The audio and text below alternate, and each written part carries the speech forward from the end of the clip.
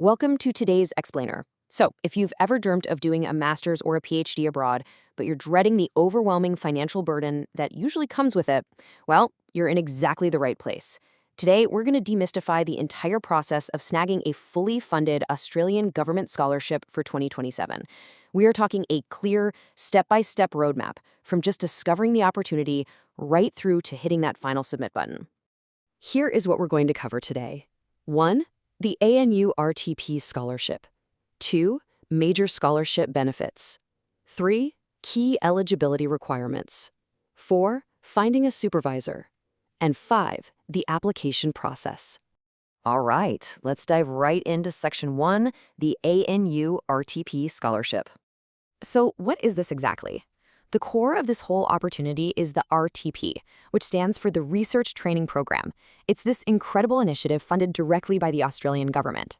Basically, they want to support students pursuing higher research degrees, specifically master's and PhD programs. See, Australia invests heavily in global talent to drive their research sectors. That is exactly why these programs exist. Now, lots of universities participate, but our focus today is on one of the absolute best, the prestigious Australian National University, or ANU. And here is the absolute game changer. It is fully funded and, get this, there is absolutely no IELTS required if you meet specific conditions. No way, right? For a lot of international applicants, the stress and the cost of a strict English proficiency test is just a massive roadblock. Removing that hurdle is just a huge relief. It literally opens the door for so many highly qualified students to step up and show their true research potential. Moving right along to Section 2, Major Scholarship Benefits. When the Australian government says fully funded, they really mean it. They cover essentially the whole shebang for up to 3 years. You get a full tuition fee waiver, so your world-class education costs you absolutely nothing out of pocket. Comprehensive travel expenses covered, so you can get safely to Australia. You get fully paid medical benefits, and this is great, it even includes provisions for maternity and parental leave.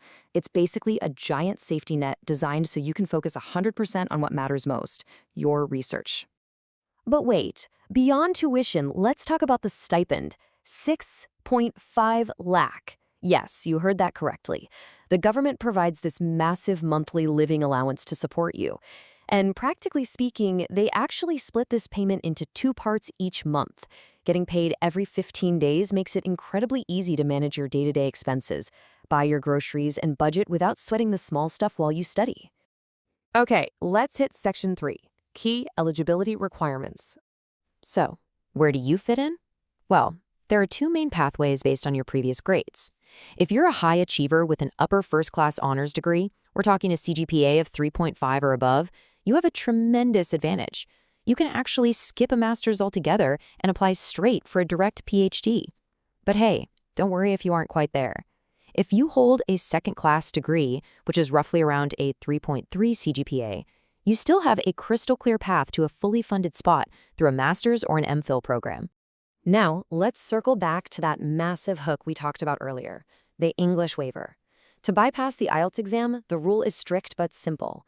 You have to provide an MOI, a medium of instruction document, proving your previous degree was taught entirely in English. But listen closely, here's the absolute crucial part. It cannot just be a standard computer printout. It has to be on an official university letterhead, and it must have a proper physical university stamp right at the bottom. That highly specific official document is literally your golden ticket to unlocking the waiver. And as for the rest of your initial documentation, it's refreshingly easy. You only need to upload a color copy of your academic transcript and a color copy of your graduation certificate.